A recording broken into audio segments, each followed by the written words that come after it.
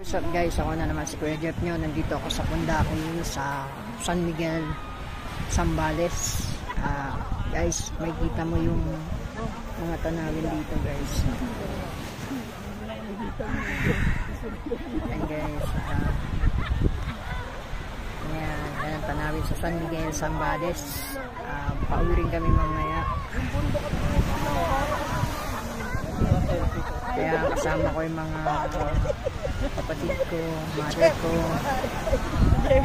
Yan guys.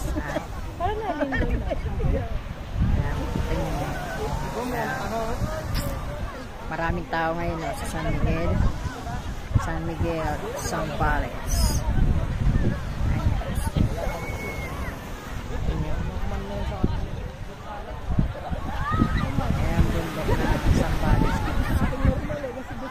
Kaya maraming sasakyan guys kasi nag-sunset sila.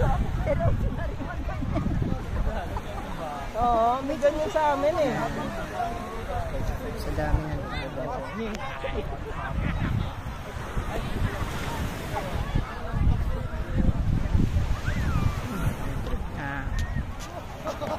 Ano masasabi mo sa San Miguel, Zambales dito? Ano masasabi mo? Maganda ba? Maganda yung bundok. Bundok. Ano pa? Ano pang kagandahan? Wala na, nag-sunset na. Sunset. Na yung araw. Bakit? Pero parang high tide na. Masaya naman, masaya. Maraming tao. Maraming tao.